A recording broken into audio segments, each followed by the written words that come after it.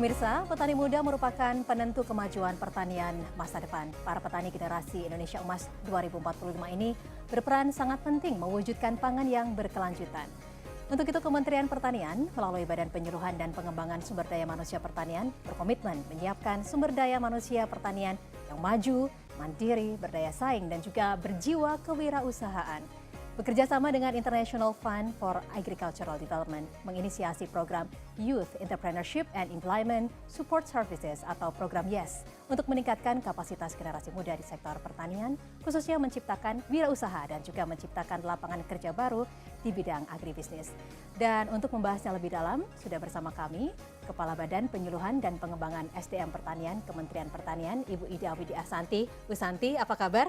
Kabar baik, Mbak. Terima kasih banyak sudah meluangkan waktu untuk hadir di CNN Indonesia. Terima kasih juga. Dan juga ada I Gusti Ayu Ngurah Megawati sebagai Young Ambassador Agricultural Program YES tahun 2022. Mbak Mega, halo. Halo Mbak. Terima kasih banyak dari Pacitan jauh-jauh ke Jakarta. Iya, betul banget. Terima kasih. Dan juga Mas Gunawan Wibisono yang Ambassador Agriculture Program YES tahun 2024 dari Bogor ya, Mas Gunawan. Terima kasih banyak.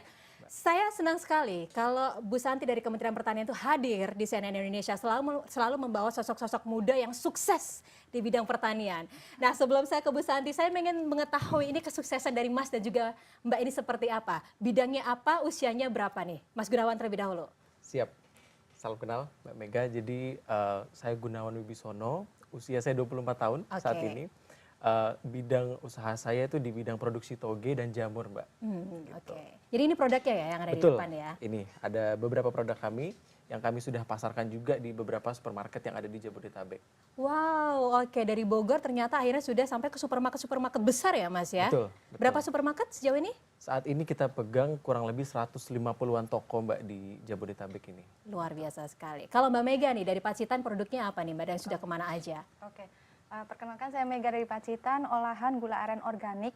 Oke. Jadi untuk gula aren Temon ini kita tidak hanya merambah pasar lokal, tapi juga sudah ekspor ke Kanada dan Osaka, serta memberdayakan ratusan petani di desa kami. Luar biasa sekali. Ini pastinya apresiasi yang sangat mendalam kepada Kementerian Pertanian, Ibu. Ini bagaimana? Saya mengetahui bahwa Kementerian Pertanian itu secara aktif memfasilitasi generasi muda untuk terjun ke bidang pertanian. Apa saja sih Bu yang sudah dilakukan sehingga bisa menghasilkan petani-petani muda yang sukses seperti ini, Bu Santi? Ya betul Mbak Diana. Jadi Kementerian Pertanian memiliki beberapa langkah strategis untuk kemudian kita mengajak anak-anak muda pada era saat ini, di mana kita sedang berada pada bonus demografi ya, di mana anak-anak muda ini kita berikan fasilitasi untuk kemudian bisa terjun ke ketenagakerjaan dan kemudian juga ke kewirausahaan pertanian. Di mana melalui program YES yang tadi sudah Mbak Diana sebutkan, kita memberikan beberapa layanan, misalnya terkait dengan pendidikan dan pelatihan vokasi pertanian ya. Jadi kita masuk ke sekolah-sekolah, ke balai pelatihan dan sebagainya, di mana melalui UPT-UPT kita ini dikembangkan bahwa keterampilan dari siswa dan sebagainya ini kemudian dilingkan dengan kebutuhan industri pertanian tentu saja, dan kemudian juga kita dorong mereka untuk kemudian bisa berwirausaha pertanian. Jadi seperti adanya program inkubator bisnis di sekolah dan balai pelatihan itu kita dorong bersama, dan kemudian setelah lulus mereka akan bisa menjadi tokoh-tokoh muda pertanian ya, yang kemudian mampu bekerja di sektor pertanian dan kemudian juga berwirausaha muda pertanian. Nah di samping itu kita juga bekerjasama dengan Balai Penyuluhan Pertanian dan kemudian juga P4S, itu adalah suatu unit swadaya untuk kemudian memberikan pelatihan-pelatihan kepada mereka, di mana konteks pengembangan kapasitas, peningkatan kompetensi itu sangat diperlukan oleh anak-anak muda di bidang kewirausahaan pertanian. Jadi kita memberikan pelatihan seperti misalnya Business Motivation Pathway, kemudian juga startup bisnis, kemudian juga literasi keuangan. Literasi keuangan ya, juga. dan penyusunan proposal bisnis untuk kemudian mereka bisa akses permodalan, kemudian juga mereka bisa mengembangkan kapasitas kewirausahaannya dan juga akses pasar tentunya. Misalnya Mbak Mega yang tadi disampaikan sudah ekspor, tentu saja kita fasilitasi untuk kemudian bisa bertemu dengan buyer-buyer internasional seperti itu. Iya, luar biasa sekali karena mungkin selama ini kita memiliki stereotip kalau dunia pertanian itu tidak dilirik, tidak menghasilkan, ditinggalkan, kotor-kotor aja gitu. Tapi mungkin di sini kita bisa langsung bedah ya, langsung tanyakan ke sosok-sosok muda yang berprestasi dan juga berhasil ini gitu. Berapa sih Mas omsetnya dari pertanian toge dan juga jamur ini per bulan aja? Per bulan saat ini kurang lebih 3 sampai 3,5. Apa ini? 3 sampai 3,5 apa nih? 3,5 miliar, Mbak. Wow, luar Betul. biasa. 3 sampai 3,5 miliar. Luar biasa. Kalau Mbak Mega tadi? Untuk kapasitas produksi kami di beberapa kelompok yang ada di desa kami, Iya. per bulannya mencapai 20 ton sampai 30 ton per bulan. Luar biasa sekali ya Ibu. Jadi kata siapa ya Bu, pertanian itu tidak menjanjikan begitu ya? Iya, iya. Kalau Mas Gunawan sendiri, apa yang melatar belakangi untuk mengikuti program YES dari Kementerian Pertanian? Siap. Jadi awalnya itu saya mulai usaha tuh 2019. Oke. Mbak Diana, jadi di sana saya merasa baru lulus SMA, tidak punya pengetahuan mengenai usaha, apalagi di bidang pertanian. Oke. Nah, saat itu saya merasa saya butuh komunitas yang bisa membantu saya dan bisa mengarahkan saya pada industri ini. Karena saya lihat setelah saya gabung program YES ini banyak sekali yang saya bisa ambil dari sana, contohnya seperti networking, kemudian bagaimana kita merancang keuangan yang baik untuk usaha kita. Nah, ternyata itu impact-nya sangat besar untuk bisnis kita. Dan setelah saya ikut YES itu saya merasa kok bisa ya ternyata dari usaha toge yang kecil itu saya leverage sehingga bisa sebesar ini, seperti itu. Ini kalau tidak salah adalah usaha generasi ketiga ya Mas ya? Betul, betul. Bisa nggak dikomparasi sebelum Mas akhirnya mengikuti program YES gitu? Dari mungkin dari pendapatannya terlebih dahulu deh. Ya, alhamdulillah sih waktu itu kita, seingatku, kita mulai itu dari omset kurang lebih 2, Mbak. Oke. Ya, nah setelah ikut program YES dapat banyak pendampingan, kemudian juga diberikan fasilitas seperti apa namanya ada booth, kemudian expo, kita bisa meningkat omsetnya. Sampai 3,5 Betul. M ya, miliar ya. Oke. Kalau Mbak Mega ini dari Pacitan gitu ya, kota kecil, ternyata yang gula aren yang mungkin kita konsumsi sehari-hari juga gitu. Ternyata memiliki potensi yang ekspor begitu ya. Apa sih Mbak yang Mbak pelajari selama mengikuti program YES? Oke, dari program YES, intinya kita bisa meningkatkan kapasitas sumber daya manusia kita. Mindset yang awalnya gula aren ini terlihat biasa di mata konsumen, gimana menambah value dari produk tersebut dan bisa menambah kapasitas produksi kami. Tidak hanya pendampingan literasi keuangan, kemudian pertemuan kita dengan beberapa buyer, tapi banyak sekali yang kita rasakan mulai dari hulu hingga ke hilir, seperti peningkatan kapasitas, kualitas, sehingga produk yang dari kota kecil bisa memperluas pasar kita, tidak hanya lokal tapi juga pasar ekspor. Iya. Bu Santi, saya mengikuti bahwa program YES ini juga sudah berlangsung selama beberapa tahun ya Ibu ya. Dan ini menjaring petani-petani milenial, tidak hanya di wilayah Jawa saja, bahkan dari Sabang sampai Merauke ya Ibu ya. Betul. Bisa dijelaskan seperti apa selama ini berjalannya program YES Ibu? Ya, betul bahwa program YES ini sudah sejak 5 tahun yang lalu, Mbak Diana, dan kemudian memang lokus program YES ini di 4 provinsi, 19 kabupaten. Ya. Tapi kemudian tentu saja kita tidak hanya menjaring di lokasi tersebut saja, tapi kemudian di seluruh Indonesia kita coba dorong supaya mutiara-mutiara terpendam ini muncul di permukaan melalui program YES. Dan kemudian kita melakukan campaign, kemudian kita melakukan promosi dan diseminasi, kemudian melalui rekan-rekan kita ini di mana kita nobatkan sebagai Young Ambassador, kita sangat berharap bahwa rekan-rekan kita ini melakukan resonansi, ya, kemudian juga mengajak anak-anak muda lainnya, best practices yang ada, kemudian juga lesson learn yang sudah kita miliki dari program YES ini tentu saja kita sosialisasikan. Nah, kemudian kita juga membentuk klaster komoditas, ini yang juga utama Mbak Diana, karena kita sangat yakin bahwa petani anak muda ini nggak mungkin bekerja sendiri. Jadi harus berklaster, harus kemudian juga membentuk suatu ekosistem atau enabling environment seperti tadi juga Mas Gunawan sampaikan ya, di mana ketika mereka bersama-sama, kemudian juga ada subsistem dari hulu ke hilir, kemudian yang mendukung baik itu dari input produksi maupun pasca panen hingga pasar ya, tentu saja mereka akan bisa bersemangat untuk kemudian bisa mengembangkan usahanya.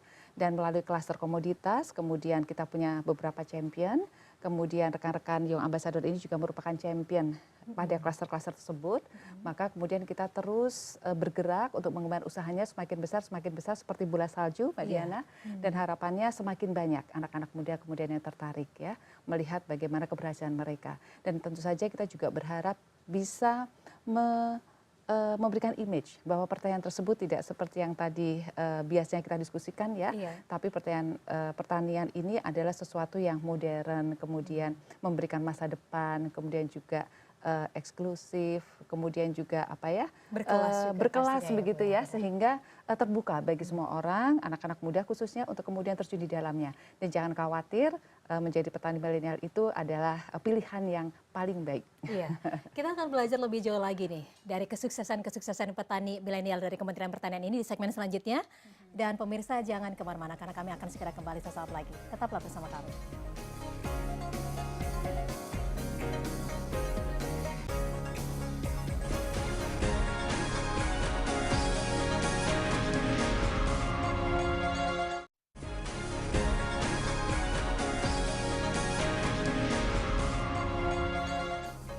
Anda kembali bersama kami di Indonesia Forward dan kita masih berdiskusi dengan Bu Santi dari Kementerian Pertanian dan juga petani-petani milenial yang sangat sukses dengan hasil yang sangat mencengangkan begitu ya Ibu-Ibu. Baik, Bu Santi, ini bagaimana sih proses regenerasi yang saat ini terus diupayakan oleh Kementerian Pertanian sehingga semakin banyak generasi muda yang terjun ke dunia pertanian dan juga fasilitas dan juga pendidikan-pendidikan seperti apa yang saat ini diberikan oleh Kementerian Pertanian? Ya, tentu saja kita terus melakukan sosialisasi, kita melakukan diseminasi, campaign ya kepada anak-anak muda yang ada saat ini. Kita menyiapkan beberapa langkah ya. YES sendiri sudah akan closing di tahun depan. Iya. Namun tentu saja kita menyiapkan beberapa exit strategi di mana para young ambassador ini juga tidak boleh berhenti ketika YES itu berhenti ya. Jadi mereka sudah punya beberapa milestone atau kemudian juga tahapan-tahapan kegiatan untuk ke depan sehingga upaya-upaya yang dilakukan untuk campaign diseminasi ini bisa terstruktur. Artinya kita semua bergandengan tangan, tidak hanya Kementan saja memberikan fasilitasi, penguatan pendidikan, pelatihan dan sebagainya, tapi kemudian juga melalui Young Ambassador, melalui para anak-anak muda yang sudah terjun terlebih dahulu, ini bisa melakukan fasilitasi kepada mereka dengan konteks sama-sama melakukan bisnis yang menguntungkan. Seperti itu Mbak Diana. Iya, menarik sekali karena saat ini pun kalau saya melihat ternyata tawaran-tawaran untuk berkolaborasi itu bahkan datang dari berbagai kementerian, berbagai pihak. Bahkan kalau tidak salah kemarin juga sempat menghadiri acara PBB ya Mas Gunawan ya? Betul, UND. Oke, UND itu luar biasa sekali. Nah, sebenarnya boleh nggak diceritakan ke kita, selama Anda belum terjun ke YES gitu ya, tantangan-tantangan Anda yang biasa dihadapi dalam hal pertanian ini apa dan bagaimana program YES ini bisa menyelesaikan tantangan Anda? Mas Gunawan terlebih dahulu. Siap, jadi kalau saya lebih fokus ke jejaring Mbak. Jadi yang sangat saya rasakan itu jaringan yang ada di YES ini sangat luas sekali.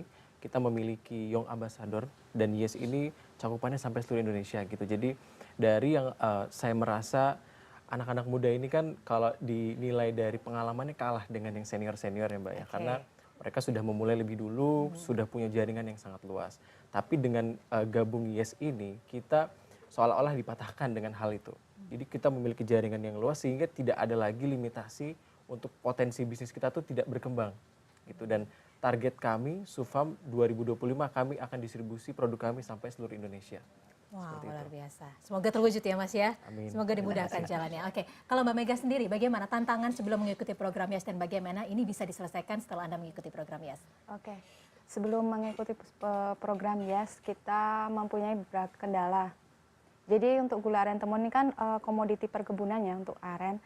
Jadi yang sebelumnya kita kesulitan untuk menemukan akses permodalan, kemudian konektivitas perluasan pasar, dan cara gimana kita memasarkannya juga. Nah, dari beberapa pelatihan yang kami ikuti di program YES itu mampu memperluas jaringan pasar, kemudian dipertemukan dengan beberapa stakeholder, dan untuk perluasan lahan pun kita juga mendapatkan informasi bagaimana kita bekerja sama dengan beberapa pihak sehingga saat ini untuk ketersediaan bahan baku dari gula aren ini alhamdulillah next ke depannya bisa tercukupi karena potensi aren ini mulai dilirik tidak hanya di pasar lokal tapi juga di pasar luar negeri. Di pasar internasional. Iya. Baik, Bu Santi, pastinya di bidang pertanian ini juga menghadapi banyak sekali tantangan ya Ibu ya. Ya. Perubahan iklim, kemudian juga sekarang teknologi yang selalu berubah seperti itu. Bagaimana Ibu bisa memfasilitasi petani-petani muda ini untuk selalu mengikuti tren terbaru dan bagaimana teknologi juga bisa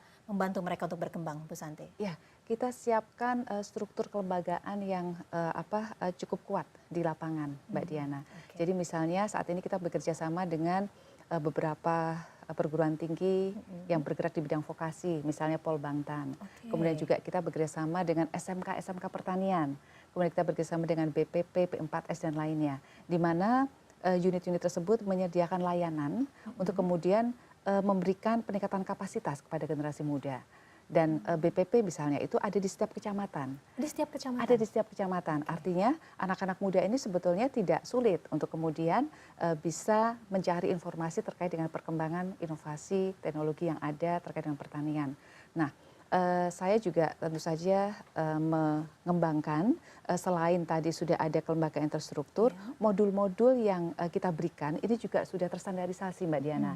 Artinya tentu saja adik-adik kita ini tidak tidak kadang-kadang kalau tidak ada arahan kan kemana saja akhirnya mencari kadang-kadang salah begitu ya. Benar. Nah ketika bisa berkomunikasi dengan UPT-UPT kita sampai dengan di lapangan tadi ya, bahkan dengan BPP, Balai Penjualan Pertanian, kita siapkan modul yang terstandar sehingga mereka bisa melakukan updating dengan ilmu yang terstandar pula. Karena khawatirnya jika mencari begitu saja tanpa ada guidance dari pihak-pihak yang kompeten, tentu mereka nanti akan salah arah. Bisa jadi begitu. Ya, jadi struktur kita siapkan. Semuanya terstruktur dengan baik, tapi pastinya akan menemui tantangan-tantangan begitu.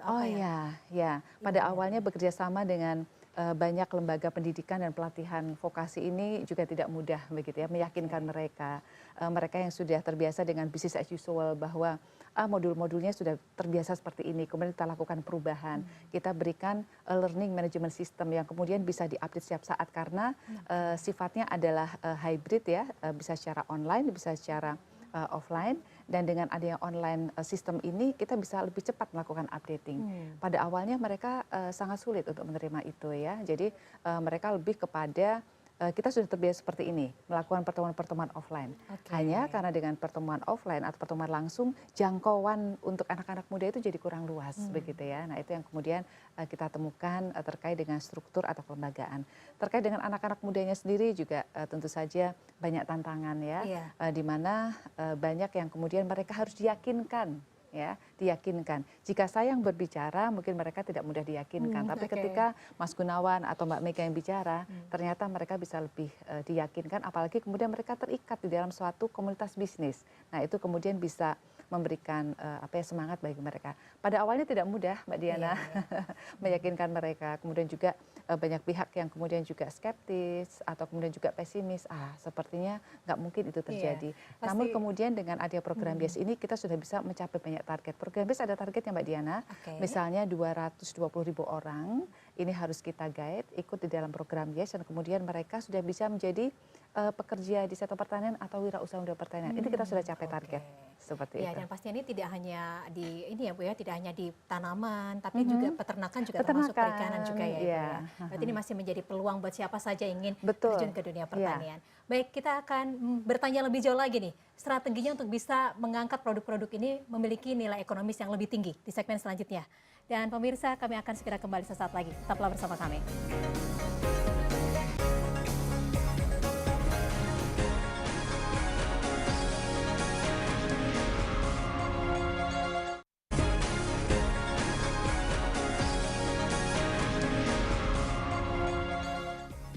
Dengan masih bersama kami di Indonesia Forward dan juga masih bersama dengan Ibu Santi dan juga petani-petani milenial yang sudah sukses-sukses gitu. Baik, saya mau ke Mas Gunawan. Boleh dong kita juga mengetahui ini kunci suksesnya gitu ya. Akhirnya bisa menaruh produk-produk ini di groceries besar. Itu waktu itu apa yang dilakukan, Mas? Siap. Jadi awalnya sebetulnya karena keresahan, Mbak. Keresahan? Keresahan kenapa ini? Saya merasa kok produk saya bagus tapi nggak bisa masuk supermarket. Gitu kan. Akhirnya saya jalan-jalan ke sana, kemudian saya lihat, akhirnya saya coba. Dan dengan mungkin ulet juga ya, saya menawarkan satu persatu sampai saya datang sendiri. Dan ternyata tekniknya itu ada juga melalui sosial media, kita bisa hubungi di websitenya mereka. Dan setelah saya pelajari, luar biasa Mbak. Jadi contoh produk toge ini kalau kita jual di pasar itu 1 kilo paling cuma 7 sampai 10 ribu. Tapi ketika kita bisa masukin ini sampai supermarket itu bisa sampai 35 sampai 40 ribu per kilonya Mbak. Itu kan ada value added yang kita berikan dan memang yang kita bangun ini sebuah branding. Jadi orang itu beli nggak hanya sebagai komoditi toge aja, tapi yang dibeli itu brandnya gitu. Dan saya merasa produk pertanian itu bisa juga dibuat seperti itu. Jadi orang tidak memandang toge itu sebagai sesuatu yang remeh ya. Walaupun sayuran yang murah, pasti kan manfaatnya juga banyak. Nah di sana kita berikan edukasi juga bahwa toge itu memiliki kandungan yang sangat baik untuk kita. Gitu. Nah dari situ saya merasa produk ini bisa menjual dirinya sendiri sehingga yang tadinya harganya murah kita bisa naikkan gitu, jadi lebih tinggi. Tapi apa added value yang Mas tambahkan sehingga ini bisa diterima di supermarket? Sederhana saja sebenarnya Mbak. Apa Jadi itu? packagingnya kita buat lebih menarik, kemudian kita lab juga kandungan yang ada di toge ini sampai dapat sertifikasi. Jadi orang yang makan ini tuh mereka ngerti apa yang mereka konsumsi gitu. Kandungannya apa, sehingga karena zaman sekarang kami lihat itu orang sangat apa ya, sangat berhati-hati dengan apa yang dimakan. Iya. Sehingga kita melihat itu sebagai peluang kita untuk oh coba deh kita lakukan ini, kita lab hasil apa kandungan gizi apa yang ada di toge kita dan akhirnya market kita terima gitu dan mereka senang. Dan kalau mereka sudah loyal, saya rasa di supermarket itu mereka akan repeat order terus, Mbak. Seperti Oke. itu. Jadi juga mencantumkan kandungan atau nutrisinya Betul. itu juga menambah added value, menjadi added Yes, value seperti added itu. value. Kalau Mbak Mega sendiri, banyak loh Mbak gula aren di Indonesia. Benar kan petani-petani gula aren? Banyak sekali. Tapi produk Anda bisa sampai ekspor dengan kapasitas yang sangat besar gitu. Karena ada Osaka. Apa yang Anda lakukan? Oke. Jadi intinya kuncinya adalah konsisten. Gimana kita konsisten dari awal untuk sektor pertaniannya bisa mungkin secara branding, kemudian packing, dan kita meningkatkan value dengan cara sertifikasi produk. Oke. Jadi ketika konsisten dari awal, dari gula aren ini yang mungkin di pasar banyak, tapi pembedanya kita apa? Di balik produk ini ada ceritanya, mungkin bisa dengan pemberdayaannya, proses produksinya. Mungkin generasi sekarang kan seneng nih lihat yang prosesnya higienis seperti ini. Nah itu kita bikin konten seperti itu Mbak.